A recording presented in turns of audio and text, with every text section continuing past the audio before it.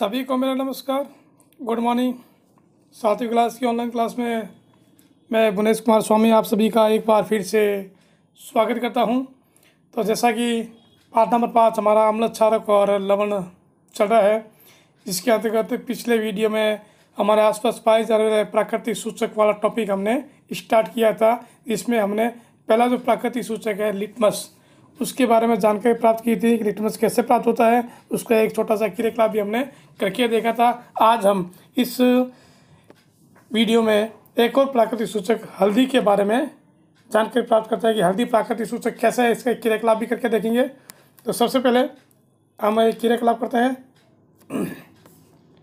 1 चम्मच हल्दी पाउडर लेना हमको और इसमें थोड़ा जल मिला के इसका पेस्ट बना लीजिए। 1 चम्मच हल्दी का पाउडर जो नॉर्मली घर पे मिलती है, इसको लेकर आप पानी में इसको मिलाकर इसका पेस्ट बना लीजिए। पेस्ट हम जानते हैं ना ज़्यादा पतला और ना ज़्यादा गाढ़ा होना चाहिए। सही सोखता ब्लॉटिंग पेपर या फिल्टर पत्र पर हल्दी का पेस्ट लगाकर हल्दी पत्र बनाइए।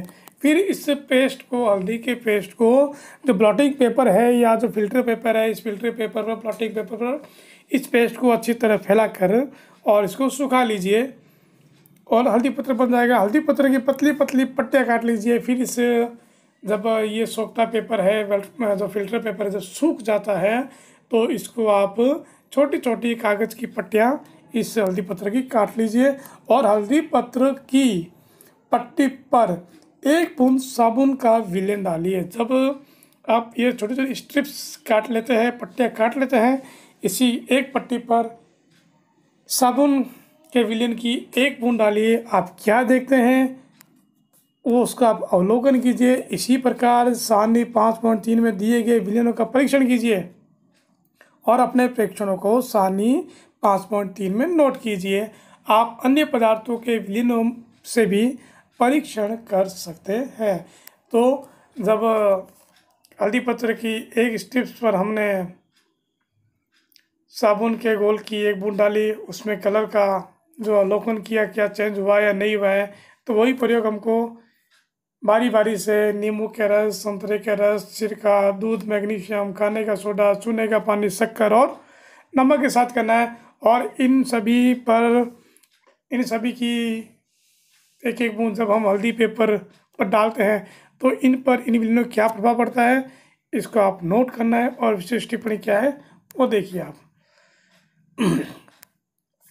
आप अपनी माता जी के जन्म दिवस पर उनके लिए विशेष बधाई पत्र बना सकते हैं। इसी साइंस का उपयोग करके आप जब अपनी मदर का या किसी के जो हैप्पी बर्थडे आता है, जन्म दिवस पर एक बधाई पत्र बना सकते हैं। सादे सफ़ेद कागज़ की शीट पर हल्दी का पेस्ट लगाइए और उसे सुखा लीजिए। रुई के फुए की सहायता से इस पर चूने के पानी से एक खूबसूरत सा फूल बनाइए। चूने का पानी, जैसा कि हम जानते हैं, एक प्रकार का क्षारकीय विलयन है। तो हल्दी को हम सफ़ेद कागज़ की शीट पर फैलाकर उसको सुखाकर रुई की सहायता से, चूने के पानी से छोटा सा अच्छा सा खूबसूरत फूल बना के आपको एक बधाई पत्र मिल जाएगा। ये देखिए इस प्रकार से, क्योंकि ये जो पीले पीला आपको दिखाई दे रहा है इस चित्र के अंदर, ये सारा का सारा के हल्दी है। और जो आपको लाल लाल दिखाई दे रहा है, ये सारा लाल वो चूने का पानी है। क्योंकि मैं आपको बता देना चाहता हूँ कि हल्दी पर जब चूने का पानी या किसी प्रकार की जब क्षार गिरता है, क्षार की बूंद डालता है, तो उसका रंग लाल हो जाता है। तो ये देखिए आप चित्र के अंदर आपको स्पष्ट दिखाई दे रहा है कि जहाँ जहाँ ये लाल पदार्थ आ रहे हैं, फूल बन रहे हैं, ये सारे सारा चूने का पानी यहाँ लगा हुआ है। और ज़्यादा पीला है, इसका मतलब यहाँ पर किसी प्रकार का कोई चूना नहीं गिरा, यानी कोई क्षार नहीं गिरा है। अब मैं समझ गया कि मेरी सफ़ेद कमीज पर पड़ा हल्दी का दाग साबुन से धोने पर लाल क्यों हो जाता है। ये एक छोटा सा एक दैनिक जीवन में कई बार हो जाता है हमारे साथ कि जब सफ़ेद शर्ट पहनी हुई है, किसी प्रकार कोई भी लाइट कलर का हमने शर्ट पहना हुआ है, तो अगर इस पर हल्दी का दाग लग जाए, कई बार खाना खाता है तो सब्ज़ी गिर जाती है हमारे ऊपर, यानी किसी प्रकार के माध्यम से जब हल्दी हमारे कपड़े पर गिर जाती है, और जब इस हल्दी को साफ़ करने के लिए जैसे ही हम साबुन लगाते हैं तो हम देखते हैं कि उसका रंग लाल हो जाता है। ये छोटा सा प्रैक्टिकल आप घर के अंदर कर सकते हो। ऐसा एक वीडियो मैंने भी बना के अलग से भेजा भी था, कभी मौका मिला कि तो ऐसा वीडियो बना के फिर भेजेंगे। तो ये आप ऐसा छोटा सा प्रयोग कर सकते हैं। कोई छोटा साफ कपड़ा घर में लेकर आप वाइट कपड़ा और उस पर हल्दी का पेस्ट पर अच्छी तरह फैलाइए और सुखा कर आप आसानी से साबुन की बूंद या जो घर में उपस्थित है कोई भी चारक है, उस चारक की कुछ बूंदें आप डालोगे, जहाँ से चारक की बूंदें गिरेगी वहाँ का रंग लाल हो जाता है। आप सफ़ेद कपड़े की जगह कागज़ की स्ट्रिप्स भी बना सकते हैं, जो भी आपको सुविधा लगे। ऐसा इसलिए होता है क्योंकि साबुन जो है वो उसका जो विलेन होता है वो एक प्रकार का क्षारीय विलेन होता है। तो मैंने आपको अभी बताया कि क्षारीय जो विलेन होगा वो हल्दी के रंग पर जैसे गिरेगा वहाँ का जो रंग है उस रंग को वो लाल कर देता है। तो ये प्राकृतिक सूचक है, वो कौन है? हल्दी। इस प्रकार से हम हल्दी के बारे में आसानी से एक छोटा सा प्रैक्टिकल कर सकते हैं और हम सारी की जानकारी प्राप्त कर सकते हैं। अगला जो एक और सूचक है वो सूचक है गुड़हल का पुष्प। गुड़हल का पुष्प हम जाते हैं आसानी से हमको आसपास उपलब्ध हो जाता है, किसी पार्क में गुड़हल के फूल आसानी से मिल जाते हैं। तो इस एक गुड़हल का जो पुष्प है ये किस प्रकार से सूचक के रूप में कार्य करता है? गुड़हल के पुष्प की कुछ पंखुड़ियाँ एकत्र कीजिए और उन्हें भी किसी बीकर में रख दीजिए। इसमें थोड़ा गर्म पानी मिला दीजिए तो गुड़हल के कुछ पुष्प आपको आसानी से मिल जाता है। इसको कलेक्ट करके और एक बीकर के अंदर रख लीजिए और इसमें थोड़ा सा गर्म पानी डाल दीजिए। मिश्रण को कुछ समय तक ऐसे ही रख दीजिए जब तक जल रंगीन न हो जाए। धीरे धीरे इस बीकर के अंदर जब हमने पानी मिलाया, गुड़हल के पुष्प इसके डाले हैं, तो वो जो पानी है उसका रंग धीरे धीरे चेंज हो जाता है, पानी रंगीन हो जाता है।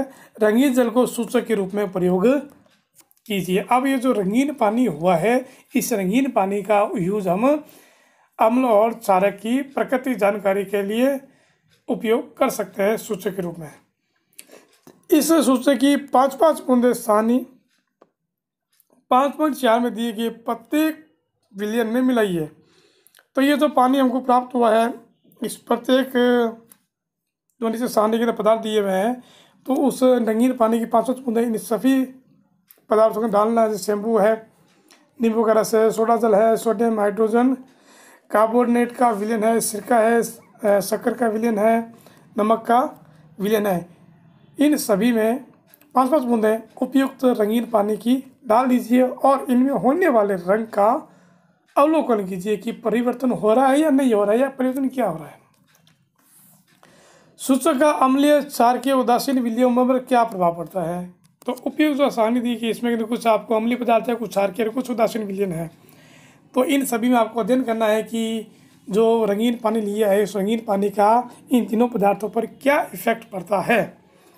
गुड़हल के पुष्प का जो सूचक है अम्लीय विलयनों को गहरा गुलाबी कर देता है। विशेष ध्यान रखना, ये जितने भी अम्लीय विलयन हमने लिए हैं, नींबू का रस है और सिरका है, इनमें जैसे ही ये जो 5-5 बूंदे हम रंगीन पानी की डालेंगे, गुड़हल के पुष्प के जो पानी मिला इस पानी की डालेंगे, तो उसका जो रंग है वो गहरा गुलाबी हो जाएगा।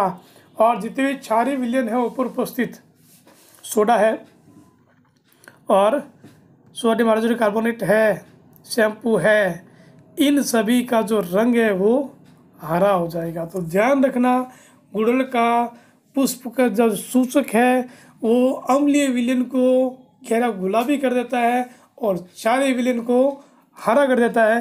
तो इससे हम आसानी से पता लगा सकते हैं कौन सा पदार्थ अम्लीय है और कौन सा पदार्थ क्षारकीय है। पहली और बुजुर्गों की एक और बात सामने आ रही है, क्या कह रहे हैं ये?